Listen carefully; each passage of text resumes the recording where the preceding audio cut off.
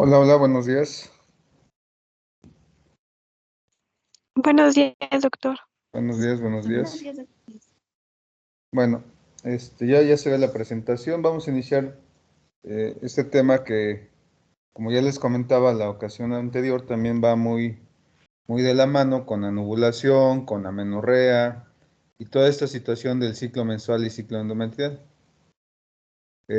Esto, este tema, digamos que también es una de las causas por las cuales acuden a consulta externa de forma muy regular, que es el sangrado uterino anormal. Digamos que, como ya les comentaba también en las clases previas, muy frecuentemente o le echamos la culpa a los miomas o le echamos la culpa a los quistes de alteraciones en la menstruación cuando tenemos que investigar necesariamente todas las causas de sangrado genital anormal, ¿de acuerdo?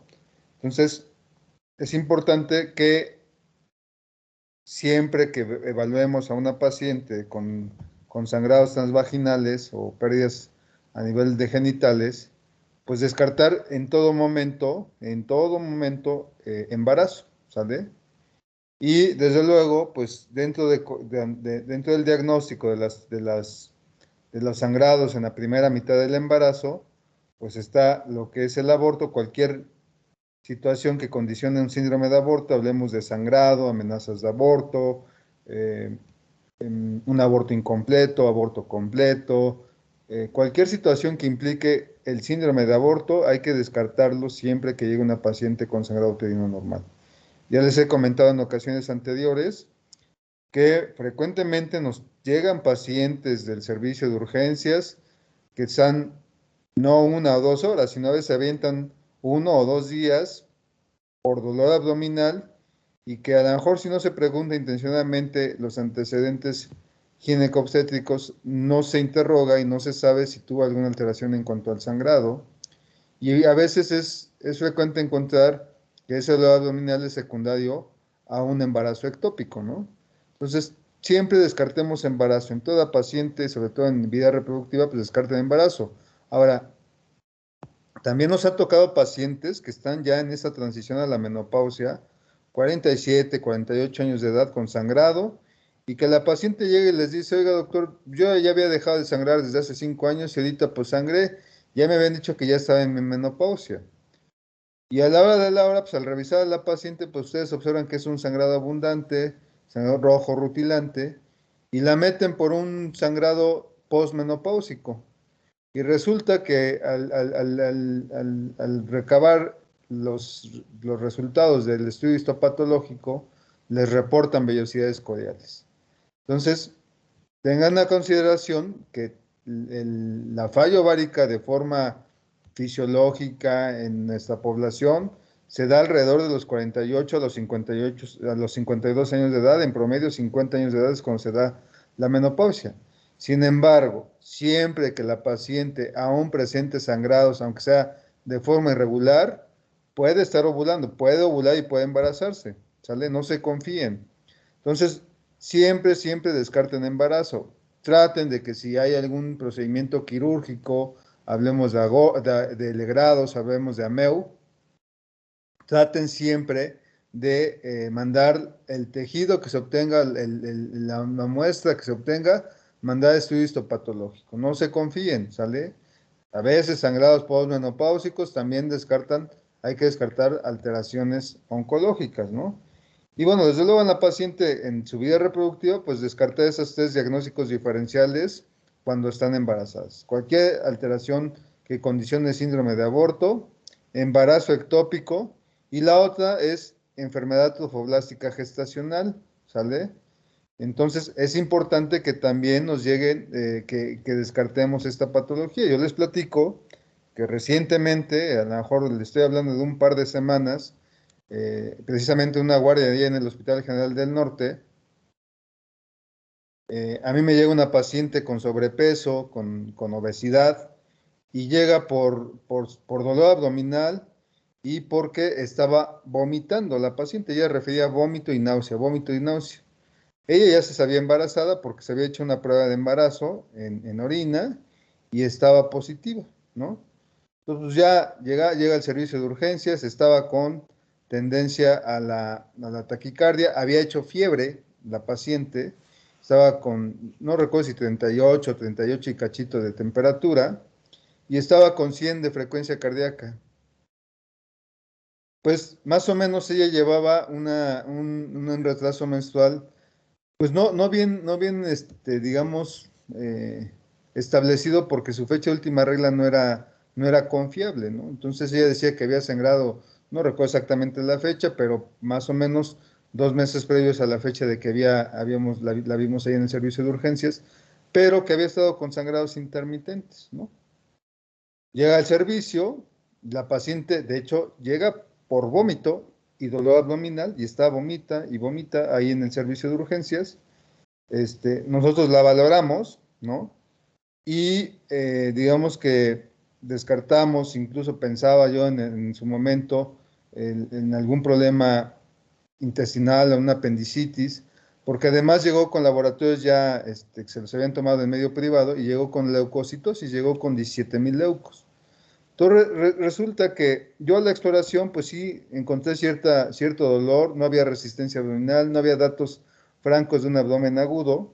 Sin embargo, además también la paciente ya había tomado analgésicos y de forma intermitente, porque como ya les había comentado, también había ido a médico privado y pues ya les habían iniciado algún tratamiento.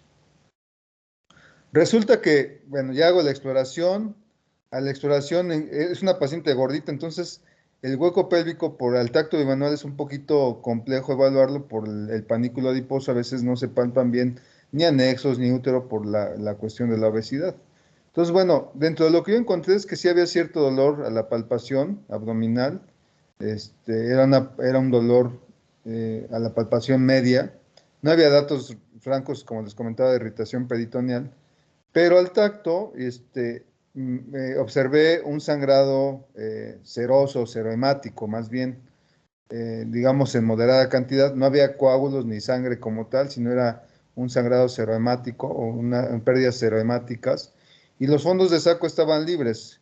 Había discreto dolor a la movilización cervical, pero nada más. Entonces, bueno, yo en ese momento para eso también le hago un rastreo con el ultrasonido y lo que observo son imágenes en copo de nieve sugestivas de un embarazo, un embarazo molar. Pues ya, le estoy hablando de las 9:30 de la noche, fue casi llegando a la guardia, y resulta que esta paciente, pues yo tenía duda con respecto al embarazo, pero ya con esa prueba que me mencionaba, pues consideré que estaba embarazada y la ingresé como un probable embarazo, un embarazo molar, ¿no? Pasa al servicio de labor de tococirugía, la vuelven a evaluar y aparentemente ven un saco intrauterino, ¿no? Entonces, esta paciente se le pidieron estudios de laboratorio, yo le pedí perfil tiroideo, pensando en un aumento de hormona tiroidea por el embarazo molar y que eso pudiera dar este vómito que presentaba de forma constante una emesis del embarazo, secundario a una enfermedad trofoblástica gestacional. Y bueno, con las imágenes que yo observé con ultrasonido, pues dije, pues es un molar, está vomitando, y luego la secreción serohemática al momento del tacto, pues como que yo me dio todos los signos sugestivos de un embarazo molar, ¿no? La paso a tococirugía, la vuelven a evaluar, y ahí comentan que observaron saco gestacional intrauterino y que pues no se descartaba el molar, ¿no? La mandan a piso. Y esto, pues, por alguna razón, yo a las 6 de la mañana subo a preguntar qué había pasado con esa paciente, pues ya me enteré que la habían pasado a piso. Y justo en ese momento llega el residente del que estaba en piso y comenta que la paciente volvió con taquicardia, empezó con sudoración y que tenía mucho dolor abdominal. Entonces resulta que se recaba también en ese momento la fracción beta de la cuantitativa de la paciente. Y pues habitualmente las fracciones betas en una enfermedad trofoblástica gestacional están por arriba de 100,000 unidades internacionales. Y le pregunto al residente, oye, ¿cuánto reporta la fracción beta? No, pues tiene 4,000. Pues la verdad es que ya no me cuadró porque yo lo que sospechaba, mi primer diagnóstico era una enfermedad trofoblástica gestacional. Pero ya cuando el residente comenta que sigue taquicárdica, empieza con más dolor abdominal, la ven pálida además, y que empieza ya con sudoración fría y cuestiones de este tipo, digo, oye, ¿sabes qué? Pásala nuevamente a toco, porque pienso que ya no es un ectópico, digo, no es una enfermedad trofoblástica, es un embarazo ectópico, ¿no? Entonces, pues ya entregamos el servicio, ya le estoy hablando de las 8 de la mañana, lo comento con los médicos que llegan al turno. Y no, pues vamos a ver, ya, también les comento, los laboratorios, les comento esa leucocitosis que presentaban, pues sí, como que generaba cierta duda. Bueno, pues para no hacerles largo el cuento, pues resulta que a las 10 de la mañana meten a la paciente a la parotomía y resulta pues que efectivamente fue un embarazo ectópico roto, ¿no? Entonces hay que ser muy cuidadosos a la hora de evaluar a las pacientes, corroborar lo que vemos clínicamente con lo que nos dicen los laboratorios, ¿sale? Y desde luego, pues en este caso, a mí desde un inicio yo me fui sobre el diagnóstico de una enfermedad trofoblástica gestacional. Tal vez yo teniendo el resultado de una fracción beta bajita, o sea, no tan alta, pues ya como que ahí me di a dudar del diagnóstico, ¿no? Y bueno, ya después, ya con todo el cuadro que presentó, pues ya gritó que era un embarazo ectópico. Y bueno, afortunadamente, pues esta paciente está hospitalizada, ¿no? Pero si yo me voy con la finta, a lo mejor de que con el vómito y tal, y a lo mejor yo digo es un apéndice, se la mando a cirugía, pues a lo mejor se avienta otros días ahí hasta atorado y no sé cuánto tiempo ya va a estar atorado en urgencias. Entonces, siempre descarten embarazo, vean esos tres diagnósticos diferenciales, síndrome de aborto, enfermedad trofoblástica gestacional y embarazo ectópico, ¿de acuerdo? Dentro de las causas ginecológicas de sangrado uterino normal encontramos causas disfuncionales, ¿no? Ya hablamos de anovulación o alteraciones a niveles de todo este eje en la producción de hormonas en el eje hipotálamo hipófisis ovario, o bien alteraciones orgánicas, ¿sale? Es decir, cuestiones que, por ejemplo, miomas, alguna tumoración, alguna situación que condicione sangrado a nivel de la vulva, de la vagina, del cervix, del útero, incluso a nivel de las trompas. Y desde luego, dentro de estas causas orgánicas pueden ser benignas o malignas, ¿de acuerdo? Vean, ya les mencionaba de estas causas de sangrado uterino normal con pacientes obstétricas, pues buscar si es una amenaza de aborto o un síndrome de aborto, que tienen diferencias clínicas cada una, ¿eh?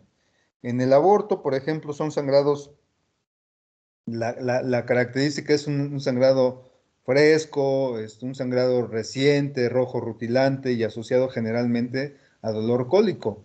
Sin embargo, no siempre, digamos que lo que nos dicen los libros es esto, ¿no? Pero a veces hay que ir evaluando clínicamente a cada paciente. Y de acuerdo a las condiciones, bueno, ir descartando diagnósticos, ¿sale?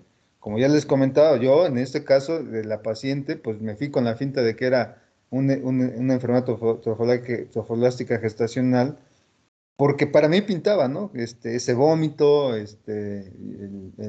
sobre todo lo que me hizo pensar en la enfermedad trofoblástica, pues fue esa secreción serohemática, acuosa, y bueno, el dolor no era muy franco, ¿no? En ese momento, pues seguramente ya estaba enmascarado por el uso o la toma de antiinflamatorios previos a la fecha del ingreso allá al hospital.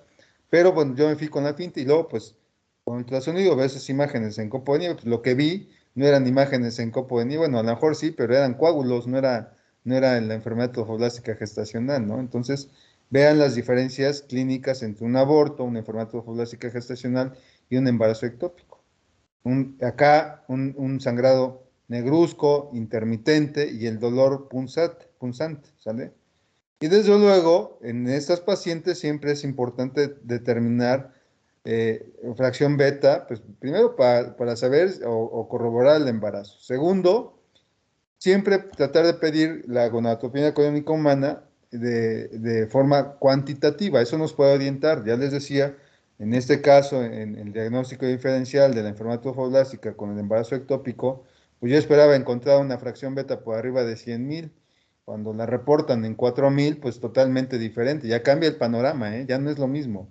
Y ya, bueno, asociado a los datos clínicos que nos comentó la paciente, pues totalmente diferente, ¿no? Y bueno, en el embarazo ectópico, cuando nosotros observamos fracciones beta de 2,000 para arriba y no vemos saco gestacional intrauterino, hay que descartar un embarazo ectópico en estas pacientes, ¿sale? Desde luego, pues los estudios de imagen, en este caso el ultrasonido, ya sea pélvico o endovaginal, pues siempre nos van a aportar muchos datos asociados a la exploración de cada paciente, ¿de acuerdo? Entonces, vean las diferencias clínicas y del sangrado en cuanto a cada una de las entidades de estas patologías por sangrado uterino en el primer trimestre del embarazo, y son diagnósticos diferenciales. Acuérdense siempre, el primer trimestre del embarazo. Aborto, enfermedad cefalópotica gestacional y embarazo ectópico. ¿De acuerdo? Bueno, ya habíamos comentado mucho sobre esto, que el sangrado uterino normal y en cualquier paciente que nos llegue a la consulta externa, pues siempre tenemos que hacer una inspección, ya sea simple o instrumentada, ¿no? Ya les decía que en cuanto nosotros podamos tratar de colocar un espejo vaginal, hacer una exploración bimanual, y bueno, tratar de siempre de apoyarnos y descartar cualquier entidad donde pudiera estarse presentando el sangrado. Palpación, no es palpitación, acá está mal, es palpación, ¿sale? Hay que ver si al tacto, bueno, desde luego siempre cuando hagamos una exploración abdominal, acuérdense que hay que escuchar primero antes de tocar el abdomen, pues para no modificar el movimiento intestinal. Y desde luego, después de que ya se haga la auscultación, bueno, pues seguir con la inspección, la palpación, que nos permita ver si no hay algún dato sugestivo de alguna patología. Tratemos siempre de palpar, movilizar, ver si hay alguna más o no. El tacto bimanual siempre se los recomiendo que lo hagan cuando la paciente haya iniciado vida sexual activa. Les comento, sean muy cuidadosos en eso también. Recientemente, y nos pasó en el Hospital del Norte, bueno, no a mí personalmente, pero fue una paciente que nos llegó, una jovencita de 13 años de edad, que llegó con 5 o 6 de hemoglobina, no recuerdo exactamente, también recientemente, tiene alrededor de un mes, y llegó por sangrado uterino normal.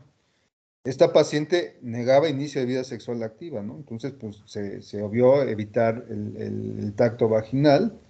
Sin embargo, esta paciente pues se estabiliza, se pasa sangre, se inicia tratamiento hormonal para el manejo de la hemorragia, y resulta que pasa al servicio de hospitalización y ahí está en observación, pero el problema de hacer las cosas por hacer las cosas o por rutinas, que no deberían existir las rutinas, pues resulta que el residente lo mandan a hacer las notas de evolución de la paciente, y bueno, pues se le hizo muy sencillo, 14 años de edad, por sangrado, llega y le hace un tacto vaginal, ¿sale?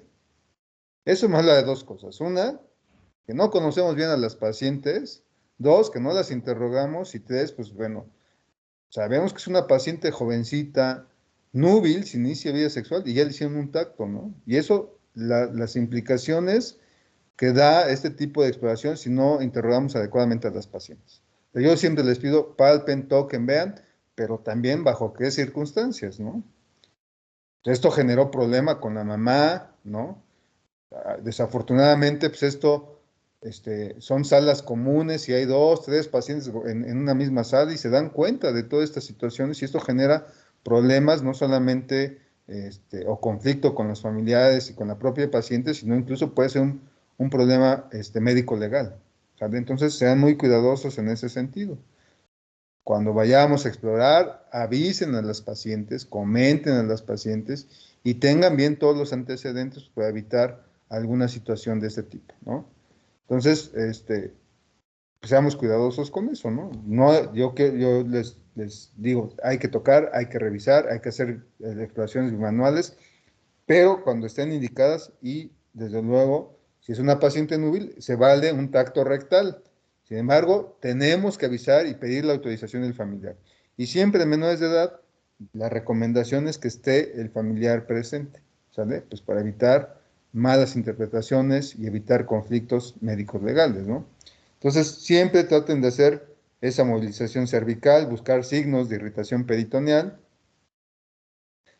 Al hacer el tacto vaginal o al tocar esa zona, pues hay que buscar cómo están los fondos de saco, si están abombados, si están libres, si hay dolor al tocar esos fondos de saco, ¿no? Esta palpación bimanual pues también nos va a permitir de alguna manera delimitar el tamaño del útero, la forma, si está regular, irregular, si hay masas, si no hay masas. Y al hacer ese tacto abdominal también nos va a permitir ver si, cómo se encuentran los anexos, ¿no? Si hay alguna tumoración, algo que pudiera generar problemas o dolor, ¿sale? Hay que hacer tacto recto abdominal en caso de que así lo requieran las pacientes, ¿no? Y esto pues va a delimitar tamaño, superficie y consistencia de alguna tumoración o de dónde viene el sangrado. Siempre les digo, traten de hacer especuloscopía cuando la condición de las pacientes lo permita, porque muy frecuentemente a lo mejor el sangrado lo podemos asociar a miomas o disfuncional, y a lo mejor el sangrado viene de cervix, ¿no? Y nos ha pasado también, ¿no? Hay pacientes que a lo mejor ya están programadas para histerectomía porque el ultrasonido le reportó miomatosis uterina y resulta que nadie se le ocurrió hacer un tacto vaginal, y al momento de hacer un tacto resulta que la paciente tiene un cáncer cervicuterino y el sangrado viene de cervix. Y no recuerdo, la verdad, si ya les platiqué de este caso, pero también nos tocó una paciente jovencita, 17 años de edad, ya había iniciado vida sexual y ahí fue una médico tratante la que me habla y me dice, oiga doctor, esta paciente tiene 17 años de edad, lleva un mes sangrando, ¿qué le hago, no? Pues, ¿sabes qué? Hay que explorarla, no le hizo tacto en ese momento, me manda los resultados del ultrasonido, se ve un endometrio engrosado, pensábamos que era algo disfuncional, se le dio tratamiento con acetato de medroxiprogesterona, se dio unos días el sangrado, pero volvió a continuar con el sangrado, pero además la paciente, en ese pasar de los días, le estoy hablando alrededor de un mes o mes y medio que pasó desde que me hablaron la primera ocasión, a la siguiente ocasión me habla la doctora y me dice, oiga, ¿sabe qué es que miren, se arrojó este tejido? Me manda la foto y le digo, ¿sabe qué? Pues yo pienso que es endometrio. Yo, la verdad es que con el sangrado, y si sigue con sangrado, pues hay que tomar una biopsia, ¿no? este, Porque pues ya le dimos esto. Además hicimos fracción beta y la fracción beta salió negativa, ¿no? Se descartó embarazo. Y el tejido es demasiado. Yo pensé que era un molde decidual, era endometrio lo que estaba expulsando la niña, la jovencita esta. Pues resulta que la programa para la biopsia de endometrio, y al momento yo de hacer el tacto bimanual, ya cuando la pude ver personalmente a la paciente, resulta que desde que hicimos el tacto se percibió un dolor ya fétido, ¿no? La verdad, muy, muy desagradable el olor. Y hago el tacto y se siente el cérvix todo irregular, ¿no? Pues ya ponemos el espejo y lo que observamos fue un cérvix con todo irregular, con todo exfoliado, ¿no? Y con mucho sangrado, ¿no? Y muy friable. Entonces, pues lo lejos ya después de pensar en un problema disfuncional, el problema fue a nivel cervical. Se tomó biopsia, una jovencita de 17 años de edad, ¿eh? Le estoy hablando de 17 años de edad, ¿eh? Yo es lo que menos pensaría en ese momento, antes de que yo la observara. Pero ya que pusimos el espejo, resulta que el problema fue a nivel cervical y se hizo diagnóstico de un cáncer cervicuterino ya en un estadio avanzado. ¿Sale? Entonces, se tomó la biopsia, se mandó estudio histopatológico, comentaron o se corroboró el diagnóstico de un CA-CU en una jovencita de 17 años de edad. Entonces, siempre veamos y exploremos a estos pacientes, ¿sale? Entonces, cuando podamos, hay que tomar biopsias, cervix, endocervix, endometrio, ¿sale? Y si podemos apoyarnos por estudios de ultrasonido o de imagen, pues desde luego son válidos, de acuerdo a las condiciones de cada paciente. Esta jovencita, les platico, ya se mandó al servicio de oncología. Inicialmente se trató de manejar de forma conservadora por la edad de la paciente, no se pudo, no hubo mejoría con quimios y radioterapias, se tuvo que hacer histerectomía y bueno, pues la paciente pues se mejora la sobrevida, sin embargo ya por el estadio en el que se encontraba el cáncer uterino, pues hay que ver la evolución en unos años, ¿no? Pero pues siempre, a veces es difícil pensar que una niña de 17 años pueda tener un cáncer uterino. Yo lo que sospecho es que inició vida sexual a etapas muy tempranas. Ella decía que había iniciado vida sexual unos meses antes de que nosotros la habíamos evaluado, pero desde mi punto de vista, pienso y se reinterrogó y tratamos de investigar, pero siempre estaban los papás al lado y a veces eso cohíbe a la paciente en decir realmente la verdad de qué es lo que haya pasado con su vida sexual. Es válido, no, tampoco podemos ser insidiosos en ese sentido y bueno, pues quedarnos con lo que ellos nos contestan, pero desde mi punto de vista, acuérdense que el cáncer no se desarrolla en 2, 3 meses, se desarrolla en el lapso de más de un año, 2 años, de acuerdo a la propia historia natural de la enfermedad, ¿no? Entonces pienso que esto tenía más tiempo. Bueno, siempre que hay un sangrado uterino normal, la patología benigna, pues puede ser también secundario a traumatismos, ectopiones. Acuérdense que en la paciente joven, pues fisiológicamente hay una exposición del canal cervical, hay un ectopión o se observan todas esas células glandulares por propia fisiología, ¿no? Conforme van avanzando y conforme va viendo ya ese desarrollo del hormonal y todo esto, bueno, de alguna manera también el cervix se va viendo menos ese canal cervical y lo que se observa ya es esa zona de metaplasia y se observa, se evitan estas lesiones, ¿no? Pero sin embargo en la paciente joven pues puede haber ectopiones, o incluso en la paciente ya en vida reproductiva que está tomando, por ejemplo, hormonales orales combinados, también se puede dar esos ectopiones. Y esto puede ser la causa de sangrado sin que realmente sea algo disfuncional, ¿no? Siempre descartar la presencia de pólipos, miomas, hiperplasias, hematosalpinx. También les comento, esto es de ir viendo pacientes y uno conforme vamos viendo más y más pacientes, pues te va generando más experiencia, ¿no? Y eso a lo mejor es lo que de alguna manera también, bueno, desde luego el conocimiento, pero con el paso de los años, pues vas aprendiendo más de las pacientes, ¿no? Y por ejemplo, recientemente una paciente de 55 años de edad, que todavía la tenemos en protocolo de estudio por sangrado uterino normal, nos llegó precisamente porque llevaba más de un mes sangrando y los últimos días empezó con un sangrado más abundante. Ya se le había hecho diagnóstico de menopausia, de hecho ya corroborado por laboratorios y todo. Sin embargo, pues el ultrasonido reporta un endometrio muy grueso, más o menos como de unos 20 y tantos milímetros, y además a la aplicación de Doppler, pues observan vascularidad, ¿no? Si esta paciente sangrado uterino normal hay que descartar cáncer de endometrio a fuerza, ¿no? Entonces ya al hacer la especuloscopía, lo que se observa fue una imagen sugestiva de un pólipo, se tomó la biopsia, pero además, al hacer la biopsia de endometrio, pues se palpó, se tocó una tumoración sugestiva de un mioma submucoso, ¿no? Entonces todo eso se manda a estudio histopatológico. Hay que descartar problemas orgánicos también, aunque no es lo más común, ¿eh?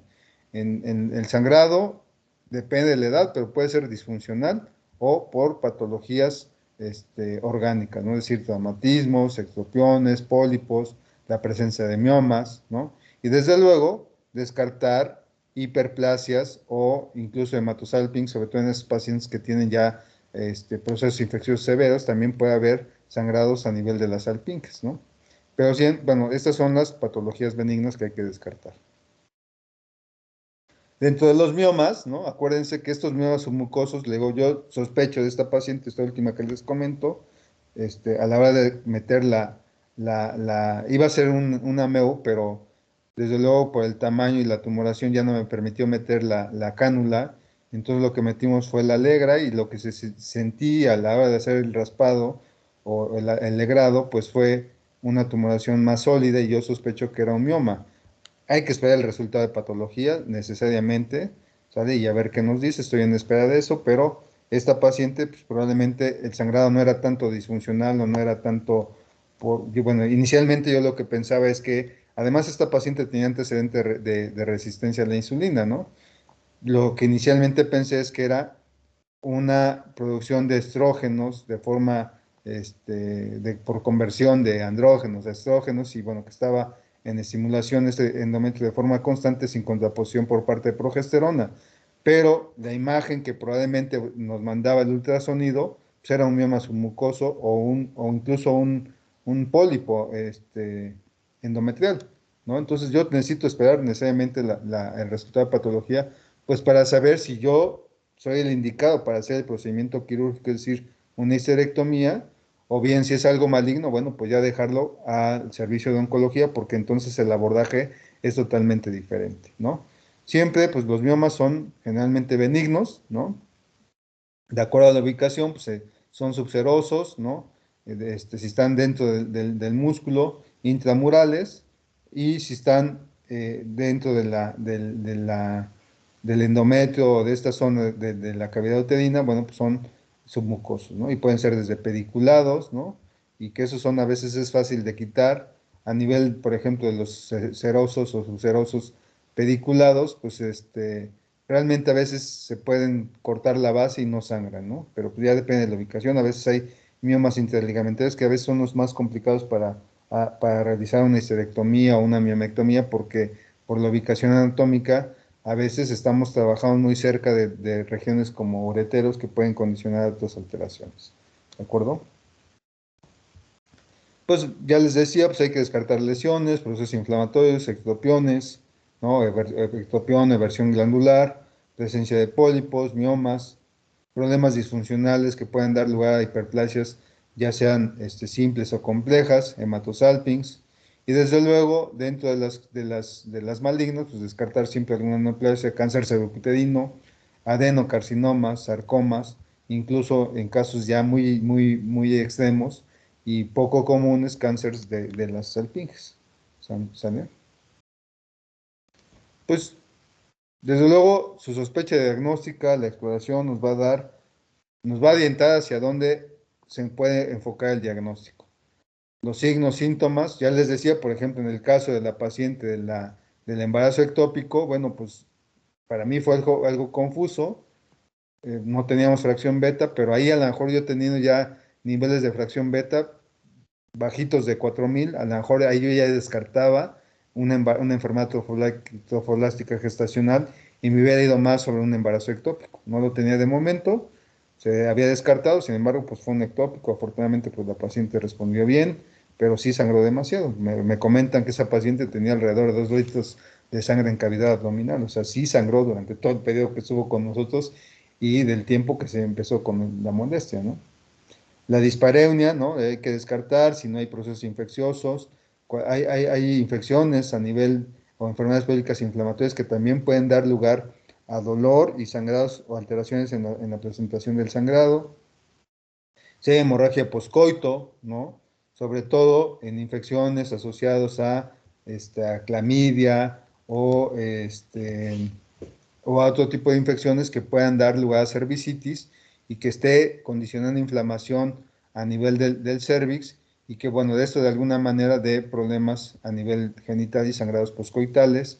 Desde luego, ¿cómo se va a presentar el sangrado? Si es cuantioso, si es duradero, si es poquito, es escaso, si es intermitente o no, ¿no? Y de acuerdo a eso, pues valorar qué tipo de sangrado, cómo se está presentando el sangrado. Ya decíamos que, por ejemplo, en esa paciente anovuladora crónica, pues lo más probable es que hagan periodos de opsomenorrea o amenorrea y puede haber sangrados intermenstruales, pero cuando se presenta el sangrado por anovulación, pues puede ser cuantioso y duradero, ¿no? Entonces hay que ver y descartar esas cuestiones. Si hay dolor cíclico, ¿no? En alguna de las fosas ilíacas, si hay dolor, pues hay que ver si no hay alguna otra cuestión ahí diferente. Descartar, por ejemplo, endometriosis y desde luego el antecedente OTB. Muy frecuentemente hablan de un síndrome post-OTB, sin embargo no se ha demostrado bien ese síndrome. Y lo que refieren es que las pacientes empiezan, después de una cirugía por OTB, presentan alteraciones de la menstruación. Sin embargo, también lo que se ha observado es que estas pacientes, la gran mayoría de las pacientes tenían un método anticonceptivo a base de hormonales, ¿no? Entonces, mientras estaban con el hormonal, pues su ciclo menstrual era totalmente regular. Suspenden el hormonal, se les hace la OTB y entonces se altera su ciclo menstrual.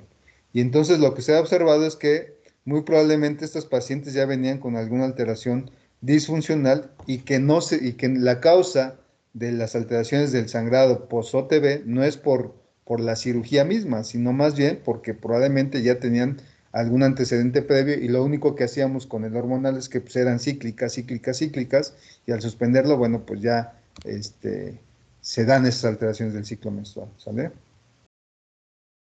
Dentro de la hemorragia disfuncional, ¿no? Es importante que vean las características de las manifestaciones hemorrágicas, son asociados a ciclos anovulatorios y desde luego siempre hay que descartar patología orgánica. Yo les digo, es más común la disfuncional, pero también hay que descartar que no haya miomas, cáncer o alguna cuestión diferente, ¿sale? Desde luego, esta hemorragia disfuncional es muy frecuente en la paciente joven, ¿no? En esta paciente que está en etapa de pubertad. Ya les comentaba, esta niña de 14 años con sangrado, con 5 o 7 de hemoglobina o 6 de hemoglobina. Pues esta paciente venía sangrado de mucho tiempo, ¿vale? Y puede ser como causa esta inmadurez en el eje hipotálamo hipófisis ovario. Entonces, ¿qué es lo que tenemos que hacer? De acuerdo a las condiciones clínicas de cada paciente, evaluar si requieren o no el tratamiento de algún hormonal, ¿no? Ya sea a base de progestina, a base de estrógenos con progesterona, pero de acuerdo a las condiciones de cada paciente, ¿sale? Desde luego, pues ya hablábamos la ocasión pasada de ovarios poliquísticos, de procesos anovulatorios, ¿no? La paciente obesa, que está muy asociada a problemas de resistencia a la insulina, conversión periférica de andrógenos a estrógenos, y en la perimenopausia, ¿no? Esa paciente también gordita, que ya está en la menopausia o en la posmenopausia con sangrado, pues hay que descartar que no sea disfuncional por conversión periférica de estrógenos. Y en la perimenopausia, acuérdense que esta transición a la menopausia es un periodo muy largo, son varios años. Y se dice que a partir de los 40, 42 años de edad, cuando empieza a decrecer el número de folículos a nivel ovárico, pues empieza a haber estas alteraciones en cuanto a la menstruación. Entonces es frecuente que la paciente en este periodo de transición a la menopausia, de los 42 años hasta los 50 años, que es el promedio en el que se presenta la menopausia, pueden presentar alteraciones del ciclo menstrual. ¿De acuerdo?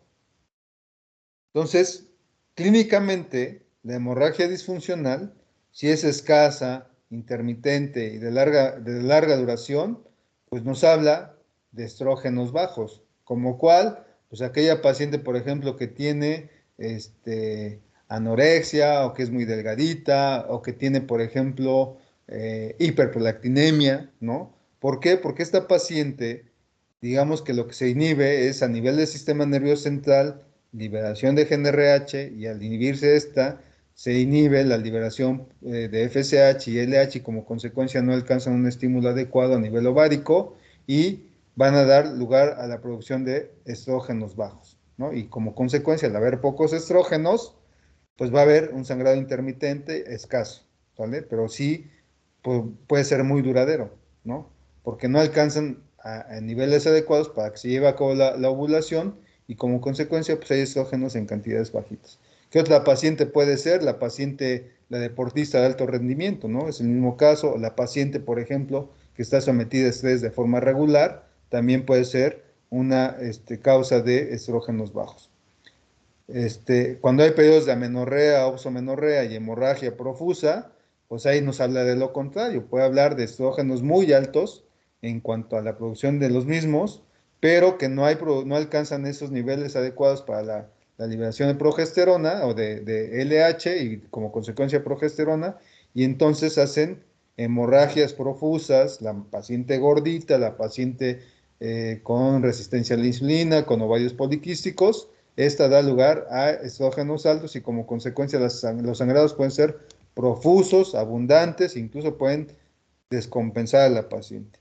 Si esta paciente está expuesta a la acción de los estrógenos de forma regular sin contraposición por parte de la progesterona, pues es un factor de riesgo para que hagan hiperplasias de endometrio o en casos más severos problemas de cáncer de endometrio, ¿sale?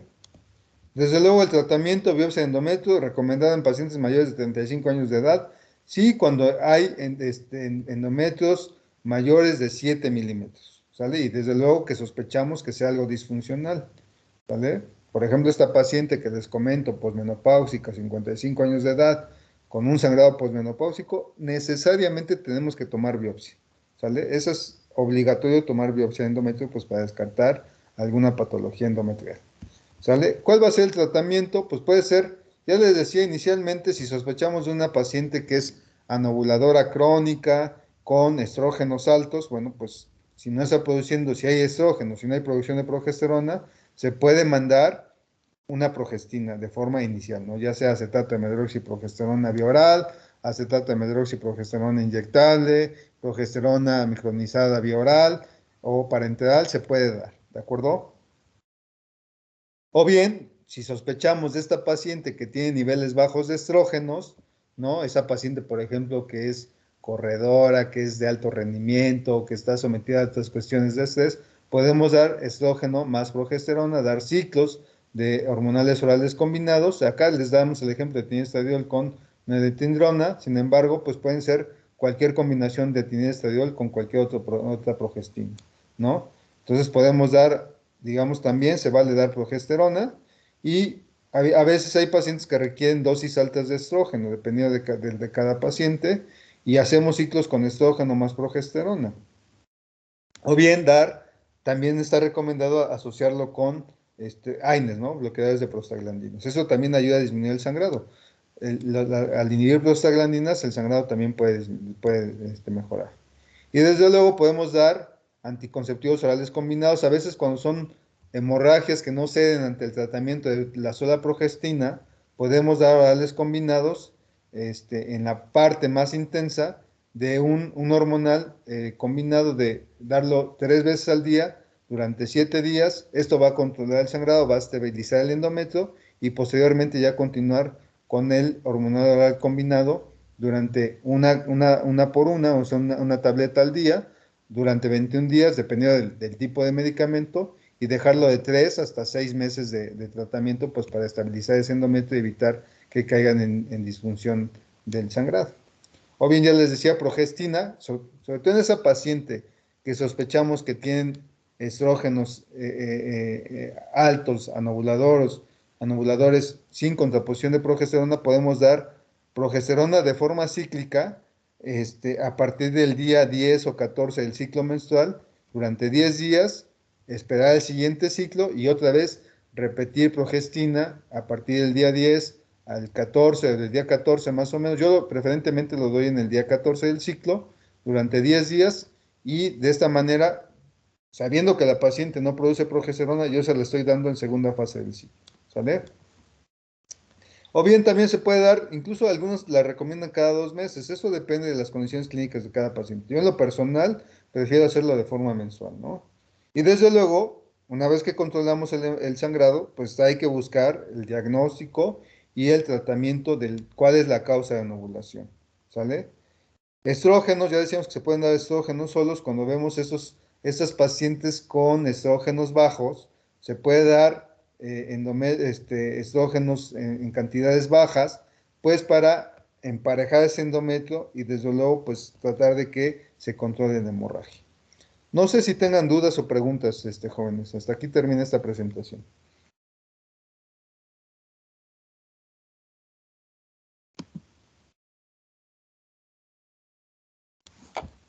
¿Alguna duda, alguna pregunta? Despierten, No, doctor, ninguna. ¿no? Bueno, todo va muy de la mano con lo que ya hemos platicado. La verdad es que si entendieron ciclo endometrial, ciclo ovárico y todas esas cuestiones, pues pienso que esta parte ya es pan comido, ¿no?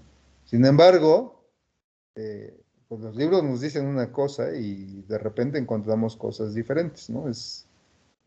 Digamos que a veces uno piensa la paciente, yo apenas ayer, el día de ayer precisamente, vi una paciente que me dice, oiga, doctor, llevo un mes sangrando. Pero yo ya la había visto y es una paciente muy jovencita, tiene 23 años de edad, no ha iniciado vida sexual, desde luego se descarta embarazo, pero Digamos que esta paciente tiene un índice de masa corporal de 22, pesa alrededor de 50 kilos. Y dices, bueno, yo no podría sospechar que una paciente tan jovencita con un índice de masa corporal normal, pues pueda tener un problema metabólico. Entonces, pero pues se tuvo que hacer. Yo ya busqué algún problema orgánico, aparentemente no lo hay, ¿no? Y ya hice pruebas de glucosa, insulina, y me salió con un HOMA de 5, o sea, prácticamente al doble de lo normal. Y bueno, desde luego ya interrogando, investigando bien con la paciente, pues tiene antecedentes directos de papá diabético, mamá también con problema de intolerancia a los carbohidratos. Pues bueno, pues puede ser la causa, ¿no? De alteraciones de la menstruación. Además presenta algunos datos de hiperandrogenismo, como acné, aumento de vello a nivel de la línea media abdominal. Entonces, pues hay pacientes. Ustedes tienen que individualizar a cada paciente, ¿de acuerdo? Bueno, dudas, preguntas. Doctor, ¿No? y en este caso que nos está mencionando, ¿cómo se debe de abordar el diagnóstico? Con esta paciente jovencita, la última que les comentó, Sí, doctor. igual, ella, bueno, desde luego descartar embarazo, porque son pacientes que ya están en etapa reproductiva, se descarta embarazo, desde luego evaluar que no haya presencia de tumoraciones, algún tumor productor de andrógenos o estrógenos, ¿no? Se descarta, desde luego, ya les decía que siempre en toda la paciente con alteraciones de la menstruación, pues hay que descartar problemas tiroideos, problemas de prolactina, ¿no? Y problemas de glucosa e insulina, a pesar de que es una paciente con un peso normal, siempre hay que descartar. Y en esta paciente descartamos problema tiroideo, descarté problema de hiperprolactinemia, y lo que me salió alterado fue el HOMA. Encontré resistencia a la insulina.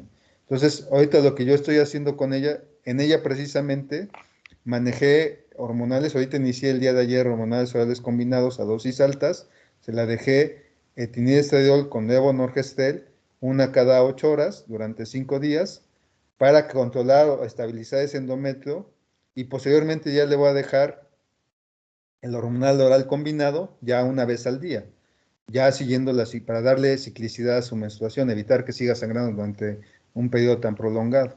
En lo que yo inicio o continúo el tratamiento de la resistencia a la insulina. Desafortunadamente, esta paciente yo la vi en diciembre del año pasado y se le hizo el diagnóstico de resistencia a la insulina, pero no ha tomado el tratamiento, o sea, se tomó la metformina, una tabletita al día. La recomendación, por ejemplo, para resistencia a la insulina es tomar una tableta de 500 miligramos, estoy hablando, pero digamos que en esta paciente la recomendación para el manejo de resistencia a la insulina es manejar alrededor de 1,5 gramos de metformina al día para vencer la resistencia a la insulina. Desde luego también mejorar los hábitos higiénico-dietéticos. Pero mira, fíjense, yo por ejemplo ayer, es de observación, ¿eh? Pero yo en mi consultorio tengo un frasquito con dulces, con chocolates y esto. ¿Qué crees que fue lo primero que hizo esta jovencita? A pesar de ser muy delgadita, ¿eh? Pues llegó y lo primero que agarró fue agarrar la paletita, se le echó, terminó la consulta, se llevó un chocolate, y entonces eso me habla que probablemente sus hábitos alimenticios no son tan buenos, a pesar de que es una paciente tan delgada. Entonces, todas esas cuestiones hay que observar. Y yo creo que sí tiene pues esa resistencia a la insulina. Mientras yo no la mejore, muy probablemente los problemas de anovulación se van a seguir presentando. ¿Sale? Sí, hay que hacerle todo el protocolo. ¿Sí? ¿Se quedó claro? Sí, doctor, gracias. Ujú. ¿Alguien más? Bueno, muy bien. Pues si no hay inconveniente, nos vemos el lunes, por favor. ¿Sale? Cuídense mucho. Buen fin de semana. Gracias, doctor. Buen fin de Igualmente. semana, doctor. Luego, doctor. Hasta Luego. lunes, doctor. Buen fin. Buen fin, buen fin.